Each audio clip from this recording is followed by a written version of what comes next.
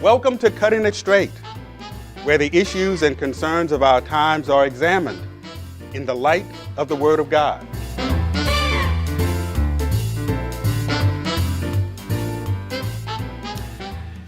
Well, good evening and welcome to Cutting It Straight.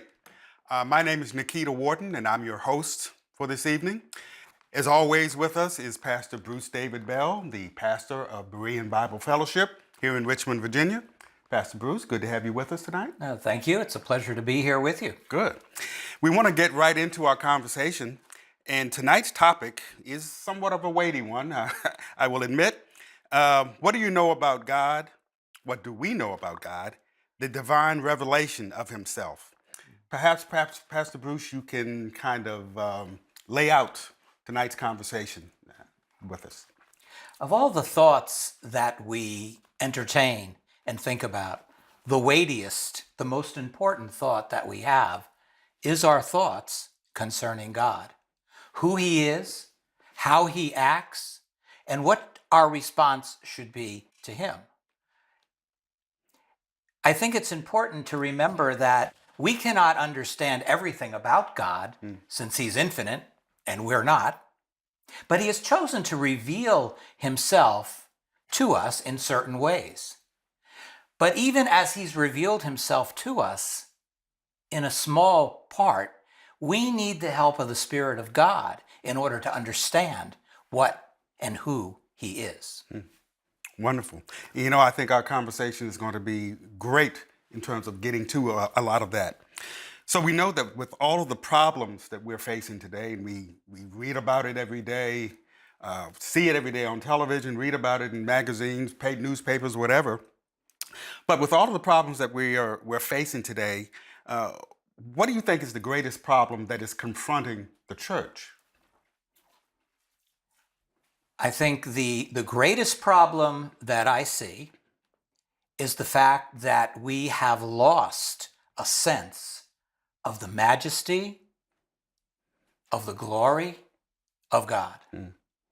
We have taken him down to a place where we have made him understandable to us, but we have diminished his majesty. And why do you think that is? What do you think has happened to bring that about? I think that has taken place. That's a good question. I think that's taken place over the course of time. I don't think that it has just happened within the last several years. I think over the last century, in fact, a lack of sound biblical teaching concerning God, concerning what the Word has to say about him, has led people to interject their own opinions, their own thoughts, and really their own preconceived ideas about who God is. Therefore, we end up worshiping a God of our own imagination rather than the God of the Bible. So it seems like we've lost a correct understanding of who God is. Yes, though we can, as I said, we cannot have complete understanding, but even those things that have been revealed to us, we don't have that sense of awe. And so therefore, as I said, if we worship a God who is not the God of the Bible and a God of our own imagination, doesn't that amount to idolatry? So true. And I believe that is the biggest problem in the church. So why do we need to have a better or a correct understanding of who God is? Because we need to worship him. We have been created to worship. If we are not worshiping him according to who he is, then who are we worshiping? That's a good question. Good question. One of the things that we hear about and read about is the word attribute, or the attributes of God. Yes. And that word has been used to describe God in many number of occasions. We hear it all the time. Right. What is that word attribute? What exactly does that word mean? Okay, attribute has been used to describe a number of things, not only God, but if we want to talk about a divine attribute, we are talking about something that is true of God that he has revealed to us. He hasn't revealed everything to us, but he has revealed certain things to us.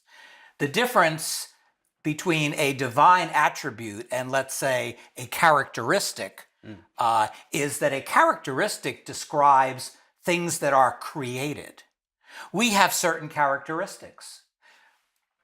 Those characteristics may change from day to day or year to year.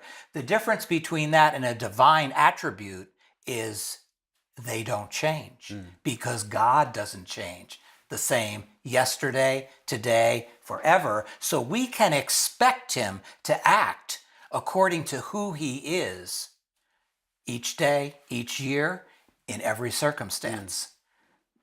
Now, how many attributes are there? Some people have tried to number them. I think that's rather foolish. Since God is infinite, he must have an infinite number of attributes, sure. Things that we know nothing about. But he has given us some helpful information so that we might worship him. And that's the point, really, of trying to understand who he is so that we might worship him. Exactly. So, could you give us an example of one of the attributes of God, one of that everyone could understand and could readily identify with? Okay. The holiness of God. That is a divine attribute, different than what we would describe as, for us, holiness is being set apart, right?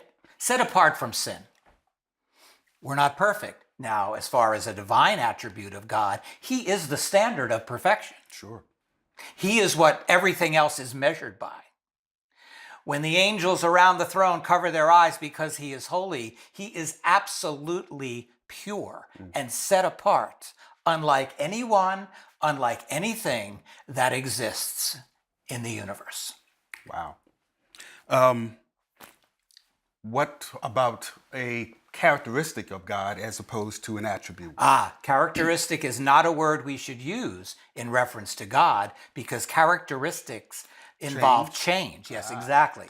And that's why you can only use it of a created being or a created thing. One of the attributes of God is that he doesn't change. Exactly. It's called immutability. Yes. Right. He doesn't change. Right. So he's always the same yesterday, today, and forever. And that should be a comfort to us because we know he will be the same and he will treat us the same way no matter when we approach him in prayer. Wow, that's wonderful. Isn't That's that? wonderful. Yeah, that's a comfort. Absolutely. I guess that could be disconcerting as well if we're involved in something we shouldn't be involved in. Right. But it certainly is a comfort to know that he will love us today. Yeah, that's right. Regardless of what we do. That's exactly right. Yeah, Yes. that's wonderful. Yeah. There are also a number of other words that have been used to describe God, and we want to get into those. And one of those is omniscient, that God is omniscient. Omniscient. What yes, exactly does that mean? That's a Latin word that we use to describe the fact that God knows everything. He has always known everything from eternity. He knows all about us. He knows our tomorrows before they take place. So essentially, God has all knowledge of everything and always has. And always, that is exactly right. Yeah, Yes. that's wonderful. That's Yes. great too. Another word, omnipotent. Omnipotent, all-powerful. We use the English word almighty. Same idea. He has all power to do all things in all circumstances and to bring things to the best possible conclusion. That's wisdom. Absolutely. Wow, that is wonderful. Omnipresent. Omnipresent. As you might guess, it means he is everywhere. He is always with us. For those who know him, he dwells within us. No matter where we go, he is there. That's comforting too. It is comforting to know that wherever you are and whatever you're doing, whatever circumstance you may be under, God is still with you throughout that circumstance. That's a very comforting thought. Yes, it is. So we just understand what all of those words mean now. So good. Go ahead. So another thing that I guess that a lot of people cannot necessarily wrap themselves around is understanding the love of God. Explain, if you could, explain that to us. Make that a little more. I think to understand the love of God, we need to understand the justice of God at the same time. Since God is holy and his universe revolves around the purity of that holiness, he will not allow anything, sin, to disrupt his universe. We have violated that standard. We have chosen to sin against him. We've chosen to go our own way. Even though he's created us, we have chosen to ignore him. Therefore, as the just judge, he must punish sin. But at the same time, he loves us. Now, how can both operate at the same time? And remember, the attributes of God are always operating at the same time. He does not cancel one in order to highlight another. So how does he then bring his justice and his love together? Someone must pay for that sin. The only one qualified is Jesus Christ, who is perfect. All our sin was put on him, and he paid for that sin on the cross. Therefore, we now have the opportunity to come before God, to live with him, just as if we had not sinned, since our sin has been taken care of, has been carried away by Jesus Christ. Wow. That is the love of God, that he would send his son to die for us. Wow. And, you know, there are a lot of people who I've heard who try to use the love of God to, I guess, cover over Yes. or any amount of sin that they may have committed or anything that occurs. Does God basically allow for that, or covers over everything that we may do? I think that goes back to what we said as we started the conversation. We have a God of our own imagination. We have constructed a God that fits into what we want to believe. We have to understand that not only is he a God of love, but he is a God who is holy, a God who requires that we answer for our sin. So it all must go together. Otherwise, if he was just love, we would be worshiping love rather than worshiping God. Right. And yeah, so people try to compartmentalize God into their own. Yes, they do. And that is the thing too. God is not a collection of parts. There's unity in who he is. He is one. Therefore, all attributes operate together as one. Wow. That is great. Yeah, that's pretty amazing. It is amazing. As we said, this is a pretty intense subject. It is indeed. And we're just hitting basically some of the high points. We are. Of all of that. You're right, we are. Now, another attribute and something that I'm sure that a number of people maybe don't understand, but God is sovereign over all things. Okay.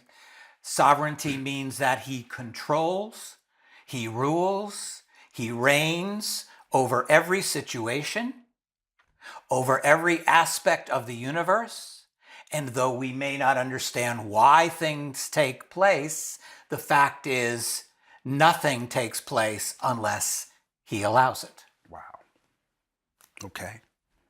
So he's the big cheese, so to speak, over everything. So to speak. But, all right, so God is sovereign over all things, but yet he gives us choice. Now, how do those two things work together, or how do they coexist?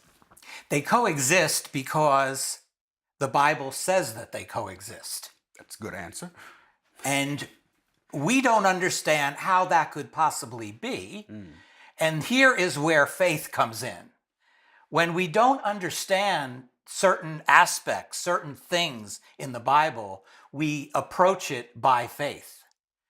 And if we approach it by faith, he will honor that faith. That doesn't mean we understand everything. And even when we don't understand, in the end, we worship him because he is God. Wow. Beautiful. Beautiful. So, to kind of wrap all of this up, because this is, as we said when we started, this is a weighty topic. Could you just kind of wrap everything up for us in a little tidy package? Okay. We started out by saying, talking about the church. What is the greatest problem within the church? Correct, right. And when we think of the church, of course, we think of the believers, those who've been called out of the world, called into an assembly of those who know Jesus Christ. Right. And that when we say, well, that's the church. But the church is, in fact, individuals. And I would say that everything we've talked about today, we must take in ourselves and say, what am I going to do about understanding who God is? How am I going to get him? How am I going to know him better so that I may worship him in a way that is consistent with who he is and how he has revealed himself to us? So as a body, essentially. As an individual. As an individual. Okay. Yeah. Got you. Wow. Okay. We want to thank you for joining us tonight. Want to make you aware that Berean Bible Fellowship has a website, www.bbfva.org. Want to ask you to go to the website, look at some of the content that we have available. We have some amazing content there, great ministerial materials there for anyone to take advantage of. So we want to invite you to go there.